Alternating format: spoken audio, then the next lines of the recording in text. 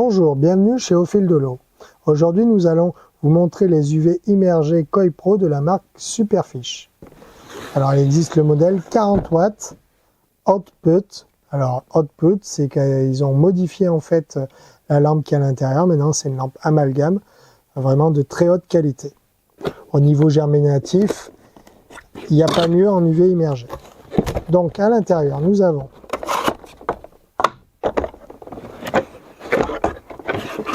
un ballast avec une douille.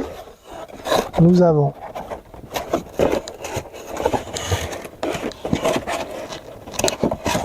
la lampe et nous avons le tube en verre. Donc ça, c'est des appareils qui sont garantis 2 ans, hein, ça c'est important. Nous, il faut savoir qu'on fait toutes les pièces détachées à l'intérieur. Alors, on va l'ouvrir de ce côté.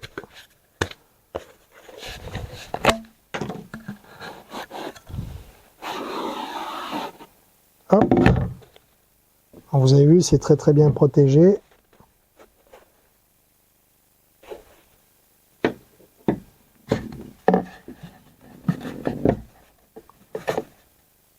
Hop là. Donc là, c'est le tube en verre qui va vous permettre en fait de l'étanchéité.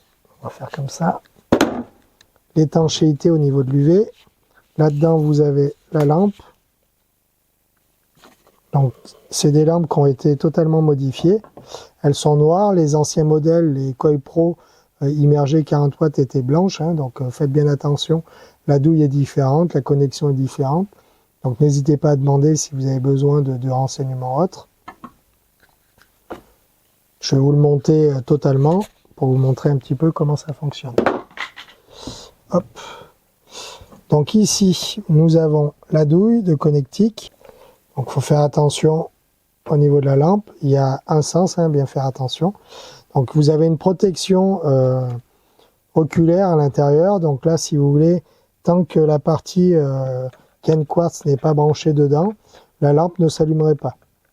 Donc ça, faites bien attention parce que on est tous pareils. On se dit pourquoi ma lampe ne s'allume pas même si mon ballast est allumé. C'est dû à cette protection qui a été rajoutée en 2015. Ici, vous avez la possibilité, ça c'est pas mal, c'est l'un des seuls à le faire en UV immergé. C'est pour ça que je vous le dévisse. Hop, un écrou. Donc cet écrou, il va vous permettre 2 choses. Déjà de pouvoir mettre la gaine quartz. Hein. Donc là, je dévisse la douille du dessus. Hop. Voilà. Pour vous montrer un petit peu comment ça fonctionne. Donc là, vous avez un écrou et on a un joint. Donc l'avantage d'avoir ce système-là, c'est que ça va vous permettre, si vous voulez, de le mettre sur une paroi. Donc là, vous allez percer directement le diamètre voulu. Et vous allez pouvoir serrer votre UV immergé directement sur la paroi.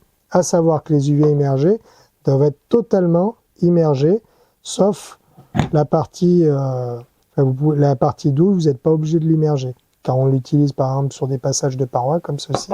La douille est à l'extérieur. Mais vous pouvez l'immerger totalement. Le transfo, lui, surtout pas. À mettre à l'abri de l'humidité, vraiment à le conserver à un endroit le plus sec possible. Faites attention aussi, c'est des ballasts, excusez-moi, électroniques, donc ils détestent les variations électriques. Donc quand vous êtes en bout de circuit sur des réseaux électriques, faites une protection, vous pouvez mettre par exemple un ondulateur, ça c'est très important. Donc pour le montage, on va reprendre la gaine quartz, ici. Ici, vous aviez un joint torique qui était fourni. Donc ici, vous avez un petit orifice. Vous allez le mettre dessus directement. Vous pouvez utiliser de la graisse oase qui va vous permettre de parfaire l'étanchéité et de faciliter le montage.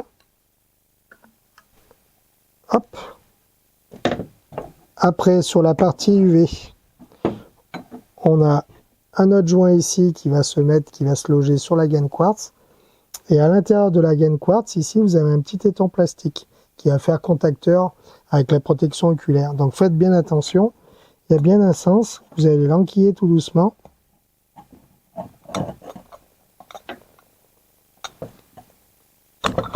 Hop, voilà.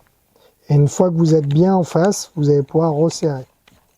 Donc faites bien attention, parce que ça c'est des choses toutes bêtes, mais ben, on peut abîmer directement le tube en verre ou la lampe. Une fois qu'il est monté, là par exemple on peut l'allumer, il va se mettre en route. Si vous voulez l'adapter sur la paroi, vous mettez bien le joint plat, vous allez resserrer l'écrou qui est fourni avec.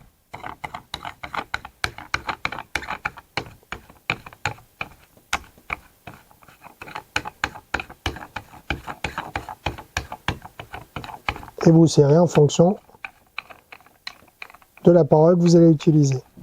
Alors note très importante, ça c'est des UV immergés. Ne surtout pas les faire fonctionner et regarder directement les yeux. L'inconvénient des UV immergés, souvent on les utilise en fait dans des cuves spécifiques hein, et ils sont éclairés.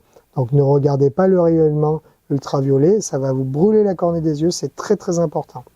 À savoir pour le positionnement, alors nous souvent c'est utilisé si c'est en mode pompage, donc ça veut dire que vous avez votre pompe du bassin qui est dans le bassin qui va alimenter votre filtration.